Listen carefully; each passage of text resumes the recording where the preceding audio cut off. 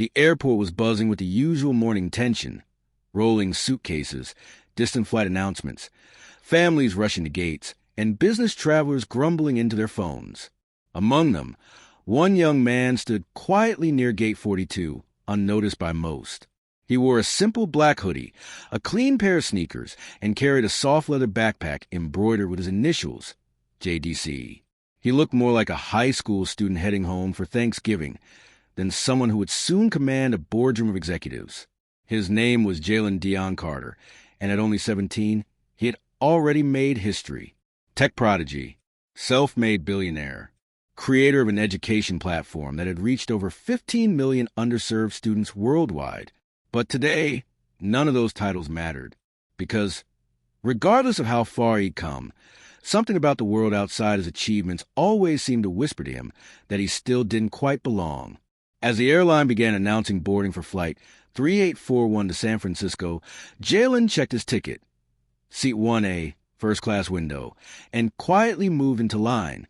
His headphone wire dangled just beneath his hoodie, but he wasn't listening to anything. It was one of the few public places where being invisible felt useful, except today, invisibility wouldn't protect him. When he finally reached the front of the line, he smiled and greeted the flight attendant. She smiled back warmly, recognized the name on the ticket, and even whispered, "My son, uses Learn Loop.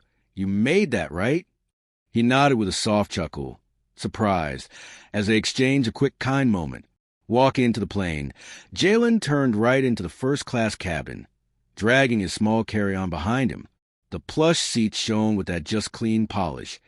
Travelers were already sipping from miniature water bottles and placing headphones over their heads. He looked down the row and spotted 1A, his seat. Only, someone was already in it.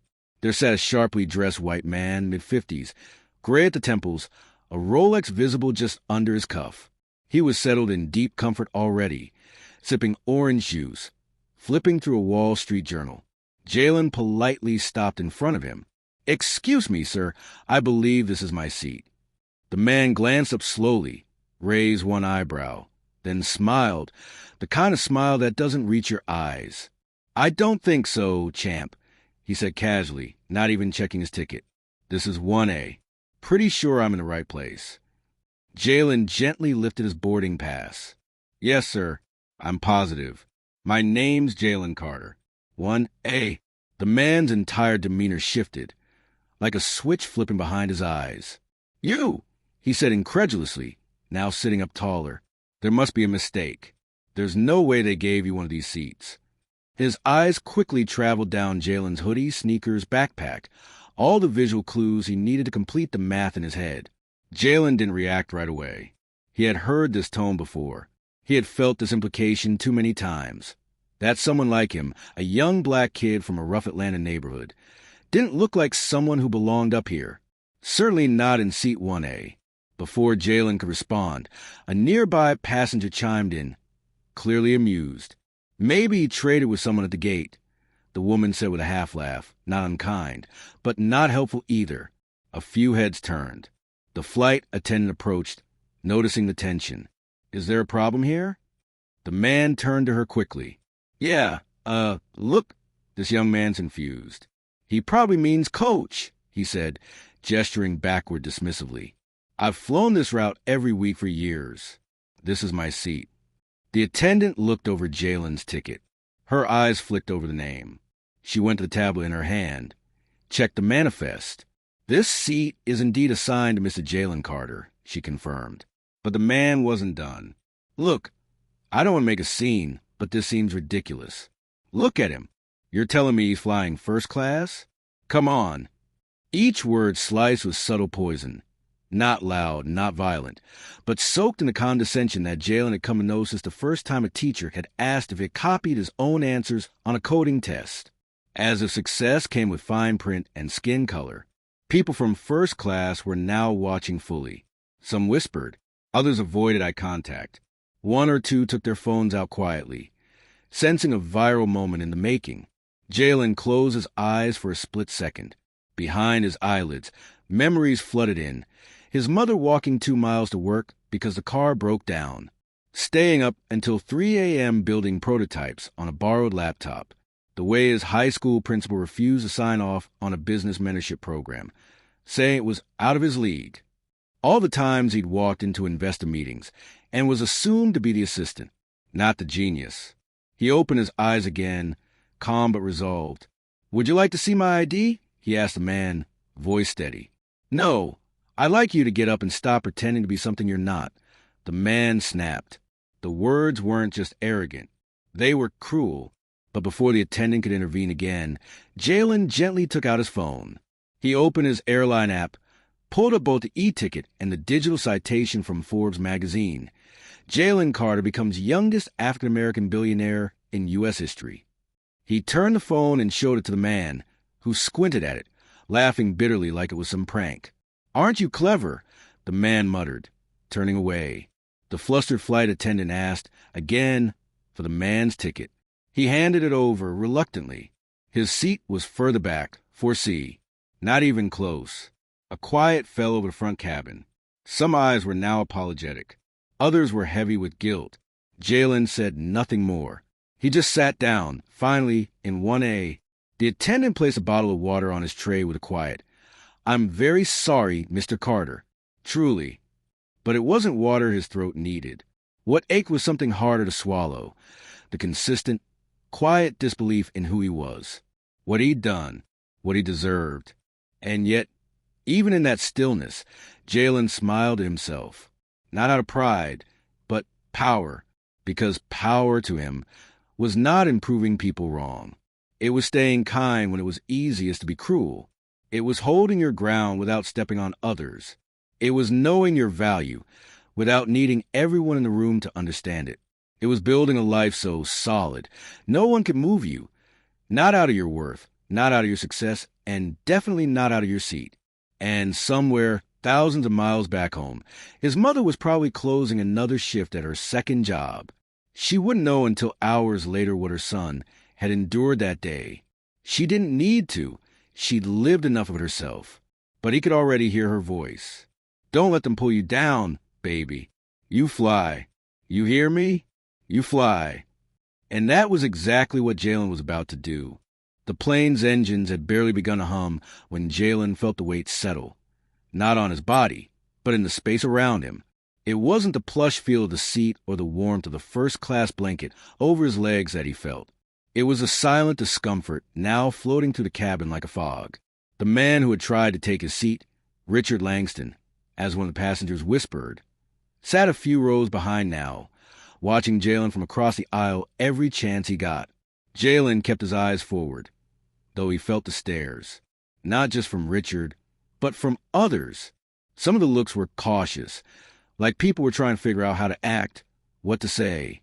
Some were plain curious, others tinged with silent judgment. A few were open with admiration or quiet shame, but no one said anything. In this quiet bubble, suspended in the middle of attention and alienation, Jalen sat still, his hands folded over his lap, earbuds in but no music playing. He wasn't here just as a teenager flying to another city. He was a story now, a contradiction, an exception, a question mark. That was the strange thing about racism, he thought. It wasn't always loud and ugly. Sometimes it was quiet and smooth, hiding in smiles, trailing behind in silence, living in discomfort that no one wanted to name. And still, even in the middle of that silent tension, some part of him felt kind, grounded, soft. Maybe it was something his mama had built into him from a young age. When people talked down to her, she smiled and said they didn't have time to learn better. When shopkeepers followed them around the store just in case, she'd joke that she must look like a celebrity. When he cried after seeing a classmate insulted for being too poor, she told him, hurt people, and healed people heal. Jalen had carried that with him through everything. Right now, though, he wasn't sure what he was supposed to feel. This room of tension called for anger, and yet all he could offer was resolve. The flight attendant, the same one who had tried to manage the situation at the door, bent down beside him now with a tray in hand. "Mr. Carter," she whispered politely, "would you like a meal? We're serving early breakfast." He looked up, slightly startled that someone was using his full name now. "Oh, yes, thank you," he said softly. There was something in her eyes, a compassion, an apology.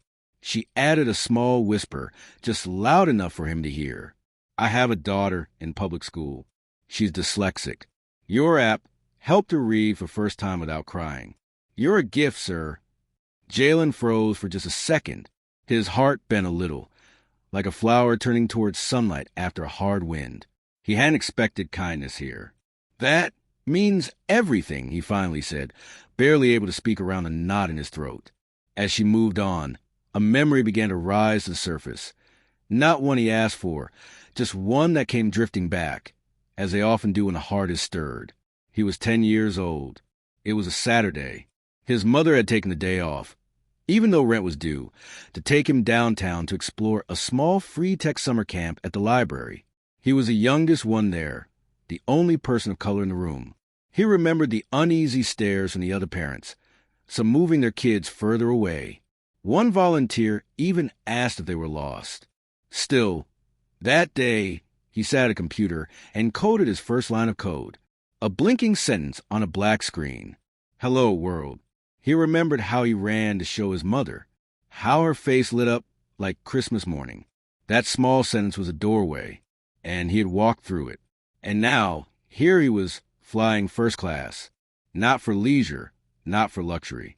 He wasn't chasing status. He was flying to San Francisco to close a merger that would expand his software across 48 countries. He was trying to change the way poor kids, black kids, all kids could learn, no matter where they came from. But still, even after changing lives, building something useful, becoming a billionaire, someone still looked at him and saw a mistake with a first-class ticket. Looking out the window into morning sky, Jalen let one small sigh escape. He wasn't sighing out of sadness. It was deeper. He was tired of having to work twice as hard to be seen as half as worthy. Tired of being extraordinary just to deserve what others took for granted. He reached into his bag and pulled out a notebook. Not digital, not fancy. Just a soft black journal with ragged papers inside. He didn't open it to write business ideas or startup notes. He flipped to the back. There, he wrote, October 26, Seat 1A. They thought I didn't belong. Again. But I did. I do. And every time they doubt me, I plant another tree in my forest. They build fences. I build roots. The turbulence jolted the cabin slightly. Some passengers gasped. Jalen didn't flinch. He had been through worse waves, more dangerous storms. Every time he stepped into a room too small for his dreams. He reached for the ginger ale the attendant had left for him, took a slow sip. His hands were steady. Back where Richard Langston was sitting, 2 seats back, things were different. He sat stiffly now, not as confident as he had been stepping into the plane. Maybe it was the toll of public shame. Maybe the whispers and side glances had settled on him now. Maybe a man like him, used to being the tallest figure in most rooms, had never been brought down so quietly before. But Jalen didn't hate him. He didn't even want an apology anymore. Because Jalen knew, had always known, that the real work wasn't making others respect you.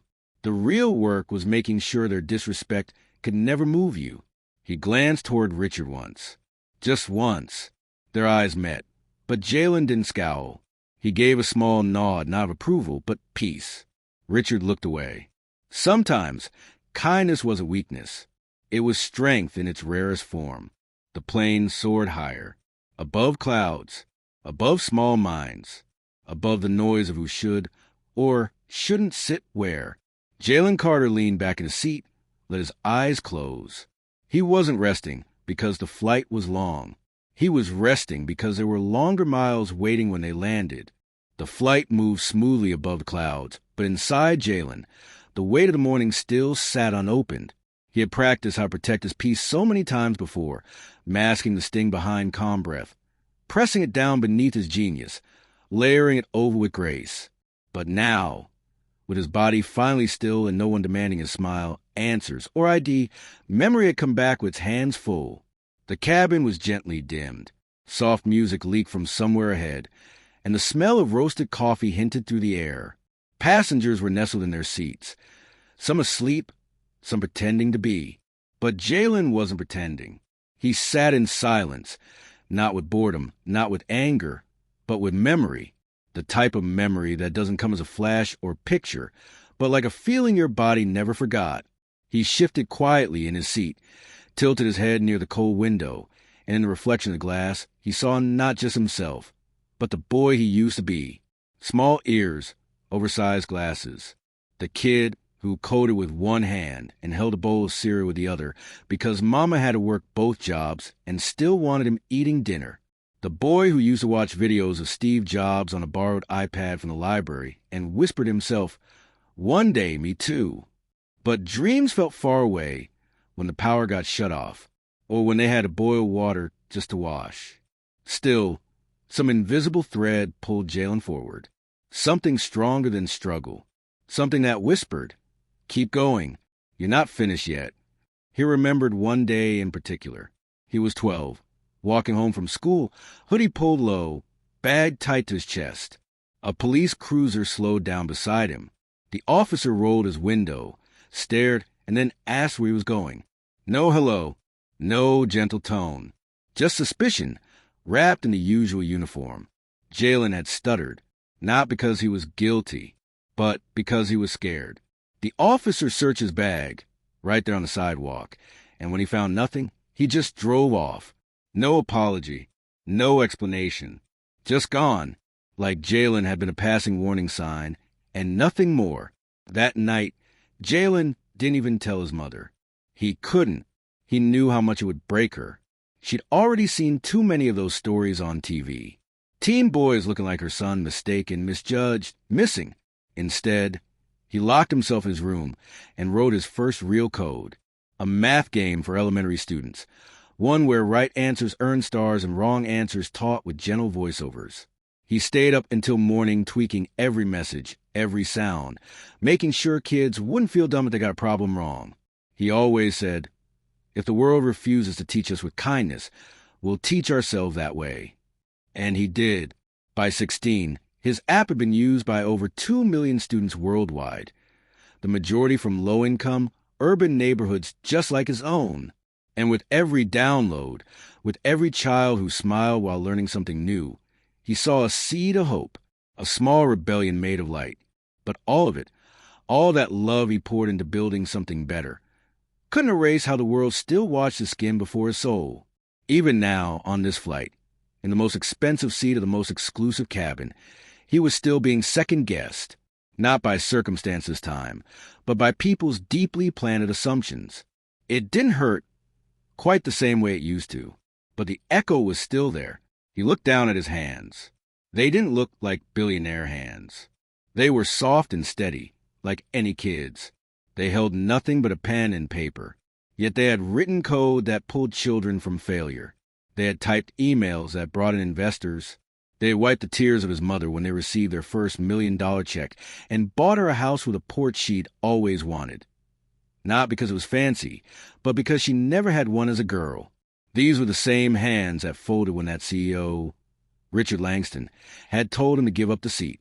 The truth that haunted Jalen in moments like this wasn't the racism itself, but how ordinary it still felt, how common, how normalized, and how even the mightiest black victory was often still met with disbelief. He thought of other black teenagers he cared about, the ones who'd met him, tweeted at him, sent stories and videos saying, "You inspire me." What would they think if they saw him being told that he couldn't possibly have earned his place? Would they get discouraged? Or would they, like him, plant that moment as a seed? He reached again for his notebook, his safe place, turned to a fresh page and began to write words not for business meetings, not for media interviews, but for survival. "I didn't ask to be here," he wrote. "I built my way here. No one handed me a seat. I carved one from every hurt, from every doubt, from every door they closed on me. I don't need to be invited into rooms I helped construct. I carry the blueprint with me." He paused. Tears didn't fall, but they filled his eyes, hot, gentle, sacred. Across first class, no one dared bother him now. Maybe they were too ashamed. Maybe they didn't know what to say. But one older white gentleman sitting across the aisle gently raised his glass and offered a nod, not of sympathy, but of genuine acknowledgement. Jalen nodded back, appreciative. Quiet bridges like these were rare and precious, he whispered under his breath, to the God he often kept close in silence. Let every insult become a brick. Let every brick build someone else's ladder. Suddenly, the pilot's voice crackled through the cabin speakers, announcing they'd be beginning their descent soon into San Francisco. A 2-hour flight that had somehow stretched inside Jalen like a whole lifetime. He put his notebook back, stretched, glanced once more at the cloud-strewn sky outside his window. Tomorrow, he would be on panels, shaking hands, closing deals. He would smile. He would inspire. He would speak in rooms of crowds who once doubted him, and will, maybe, still doubt him. And he'd do it all with the same grace his mother taught him on weary nights, reminding him, you don't get bitter, baby, you get better. Today hurt, yes, but today wasn't the end. Today was just another thread in the tapestry he was weaving, bright, bold, relentless. And when one day a child sat in seat 1A, brown-skinned, smiling, confident, and no one blinked, Jalen would know this. Every ounce of dignity he protected on this flight wasn't just for himself. It was for 1,000 others who would fly after him. And for the first time in hours, Jalen Carter smiled. A real one, because kindness wasn't weakness. It was armor. The wheels touched the San Francisco runway, like a whisper, a smooth landing, almost poetic, as if the plane itself had offered Jalen a silent apology for carrying such heavy energy in the sky. He sat quietly as the engines eased down and the soft chimes signaled passengers to prepare for arrival. First-class passengers stretched stiff limbs, adjusted their expensive watches, gathered laptops and leather portfolios. For most, it had been just another flight. But for Jalen, it had been something far more personal, far heavier, far louder than the polite silence that surrounded them now. As soon as the fastened seatbelt light turned off, the man in seat 4C, Richard Langston, stood up quickly, avoided eye contact, and reached for his briefcase. He looked as composed as one could pretend, but there was a stiffness in his movement, a shame that clung to him like cold sweat. The confidence he wore before takeoff had vanished midair, somewhere between being exposed and being ignored. Jalen didn't look for confrontation. He wasn't that kind of man. He stayed gentle, because he had learned long ago that the strongest people are often the softest with themselves. As the flight attendant from earlier passed by again, she leaned down beside him one last time. You handled everything with grace, she said softly. I just want you to know you weren't alone in that cabin. Jalen smiled warmly, thankful, but what she said next surprised him. There was a quiet ripple you caused today, she said. A good one, a necessary one. He didn't respond immediately, not out of rudeness, but reflection. He knew what she meant. She wasn't talking about his wealth or accomplishments. She wasn't congratulating his patience. She was acknowledging his choice. Not a fight with fists or anger or loud revenge, but with presence, with truth, and with dignity. By the time they exited the aircraft, the murmurs had already started. Somewhere between Gate 14 and the baggage carousel, someone had uploaded a video, just under 2 minutes long, of the earlier exchange at the plane door. Jalen standing calmly, Richard arguing, the flight crew verifying the seat, a quiet voice from Jalen saying, respect is a round-trip ticket. It goes both ways. The video had already hit 1 million views by the time Jalen exited the airport in his black car, but he didn't know yet.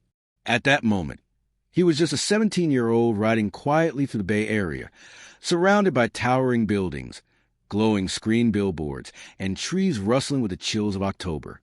Outside was busy, loud, restless, but inside the car everything was still. His driver, an older black man named Terrence, glanced back to the mirror. I recognize you, he said with a proud grin. Ain't you the young brother with that learning thing? Jalen chuckled. Yeah, that's me. Terrence's face lit up like sunlight. My niece is using that app right now. Her mama said she's talking more in class. First time she ever raised her hand this week. Man, I tell you, his voice cracked a bit. You're doing something special. Don't let this world shake you. Jalen nodded, eyes full, his heart humbled by the purity of a stranger's gratitude. And then, Like a wave pulling back before a storm, his phone buzzed. Once, twice, then like wildfire. Messages, mentions, calls. He clicked open Instagram, Twitter, email. Headlines were forming faster than even he could read. Teen tech billionaire faces racism on first-class flight. I deserve my seat. Jalen Carter's viral stand for dignity. Black excellence interrupted, but not silenced. Within hours, the video had taken over the internet. Screens across coffee shops, classrooms, dorm rooms, and corporate offices played it on loop. Some people watched and celebrated Jalen's calm strength. Others shook their heads in disbelief that such baseless prejudice still thrived in rooms of wealth and status. And yet, the story was no longer just about racism or injustice. It was about how one young black man chose kindness where there could have been outrage. It was about how he didn't flinch. About how he stayed calm not because he wasn't hurt, but because he was practiced, and because he was purposeful. Later that evening, back in a hotel suite overlooking the lights of San Francisco, Jalen sat by the floor-to-ceiling window and watched life move far beneath him. Dots of headlights glittered in movement. People scurried under buildings, neon signs blinked in every direction, and in that mess of colors was something beautifully consistent. People were connecting. They weren't just reacting online. They were reflecting offline, talking to their children at dinner, sharing the video in classrooms, writing essays, poems, prayers, even apologies, not just for Jalen, but for every person who had ever been told they didn't belong. And then his screen buzzed again, a message from a name he hadn't expected to see. Richard Langston. Simple, direct. Jalen, I owe you an apology. I cannot imagine how many times you've had people doubt you, second-guess you, look past your worth. Today, I became one more, and I am ashamed of that. What I did was inexcusable. Yesterday, I would have sworn I knew what respect and professionalism looked like. But today, a teenager taught me more about dignity than any CEO ever did. If you're open to it someday, I'd like to meet you again. Not to salvage anything for myself, but to learn. I'm sorry, Richard. Jalen read the message twice. He didn't reply right away. Not out of pride, but to be sure. People always talked about forgiveness like it was easy, but real forgiveness wasn't soft. It was a decision to set down the weight, even when you had every right to hold on to it. And Jalen did respond. He sent a short message, simple like his mother might have said. Growth always starts with truth. Thank you for offering it. No grand gesture, no social post, just personal integrity. What mattered more to Jalen wasn't the public response, the trending headlines, the praise, the thousands of new followers. What mattered most was someone's niece now raising her hand in school, a once silent child now reading aloud, a tired mother smiling again because her son wouldn't have to fight the same way. Kindness had rippled, wider than the plane cabin, further than the internet. Later that night, Jalen opened his notebook and wrote, "We win by answering hate with hope. We lead not by demanding a seat, but by building bridges from our bruises." Outside, the stars blinked down, gentle and constant, and somewhere on another flight, another young kid, hoodie on, dreams tucked in his backpack, was flying for first time. Jalen prayed no one asked him to prove he belonged, but if they did, he prayed that kid would remember this story, and that he'd never give up his seat. San Francisco slept under a sky laced with stars, but in Jalen Carter's heart, something had awakened, something that felt larger than him. It wasn't about the millions of views or the headlines anymore. It wasn't even about the apology he'd received or the sudden attention from news anchors, educators, and investors. It was something deeper. He sat near the hotel window well past midnight, the hum of the city far below his suite. He could have turned off his phone, locked the door, pulled the covers over his head, and tried to forget everything. But instead, he opened his laptop, and he wrote. Not code, not emails, not statements of the press team that had emailed him 10 times in the last 2 hours. He wrote a letter, not to Richard, not to his followers, not to the media. He wrote to every black kid who would ever sit in seat 1A and be told it wasn't theirs. Not literally, but symbolically, in classrooms, in boardrooms, in interviews where people ask, "Are you sure you applied to the right company?" Or, "Do you really think you're qualified?"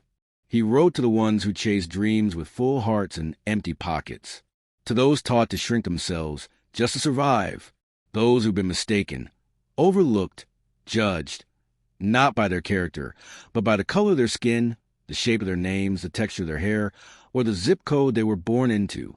"Let them ask for your name again," he typed. "Let them blink twice when you show up in rooms they never pictured you in. Let them question how you got there. Just never question yourself." It was a message he wished someone had written for him when he was 8 years old and frightened to raise his hand in class because he didn't want to sound too smart. The message he needed when he was 13 and overheard teachers saying he was too ambitious for a kid from the projects. The message he prayed his future kids would never have to read, because by then the world would be better. The next morning, the sun arrived quietly over the skyline, and the world was listening. His open letter, uploaded hours earlier to his personal blog, not an official press release, just shared with humility, had reached over 10 million views overnight. But the most beautiful part wasn't the number. It was the stories that came pouring in through the comments. A black teenage girl from Detroit who had just been accepted into MIT wrote, "I almost gave up on college when my teacher said I was dreaming too big. Then I saw your video. Thank you for teaching me not to shrink." A white mother in Utah, mother of 4, said, "I show my sons your words." Then we sat around the table and talked for the first time about what privilege means. I cried. They listened. Your courage made space for my change. A man in his 70s from Birmingham wrote, "The world told me you had to be 3 times smarter to get half as far. I didn't have the strength to finish the race. But son, you're carrying all of us now." Jalen read every message he could, answered as many as time allowed. But it was never about him. He didn't want to be worshipped. He just wanted the discussion to begin, not as a trend, but as a transformation. What came next, nobody expected. 2 weeks later, a scholarship launched in his name, but he wasn't behind it. It was started by a coalition of educators, tech workers, and community leaders, both black and white, who had been moved by the moment.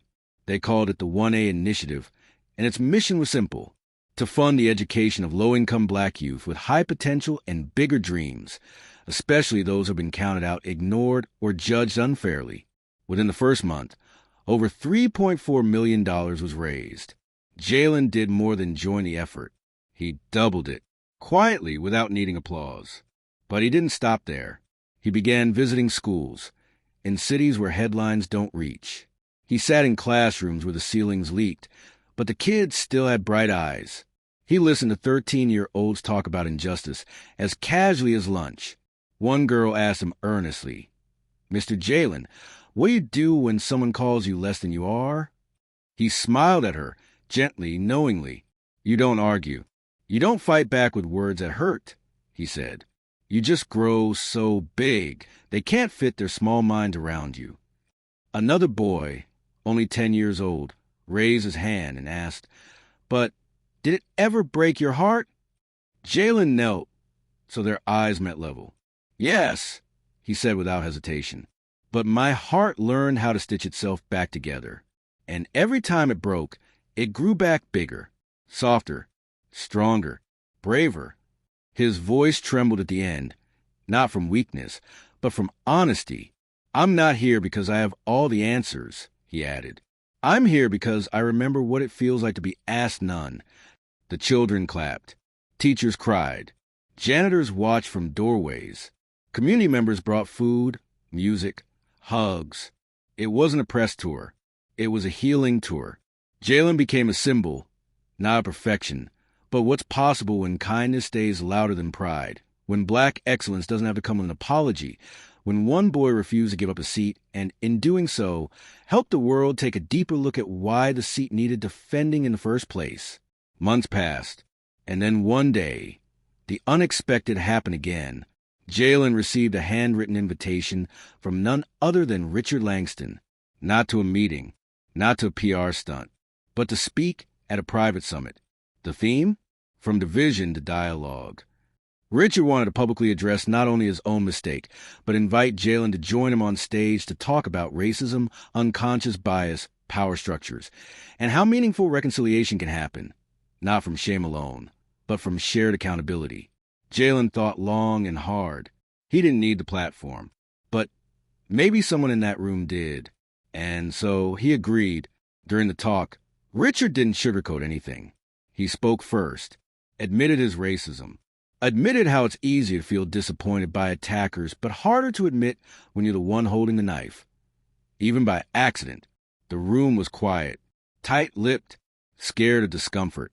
Then Jalen stood up, and instead of anger, he offered grace. "We can't heal what we won't acknowledge," he said. "We can't share power in spaces we still pretend aren't broken, but we can rebuild. Together." The room stood still, not just in silence, but in awakening. Applause wasn't loud. It was slow, almost sacred, as if the walls themselves were learning a new way of listening. And later that evening, Jalen walked out of that building feeling something he hadn't felt in a long time. Free, not because the world had changed in a flash, but because he knew without a doubt he had changed the current. He had turned a moment of pain into a movement of possibility. And from that day on, he kept flying, not above others, but forward for them. Because now, he didn't just have a seat in first class. He was building the whole plane.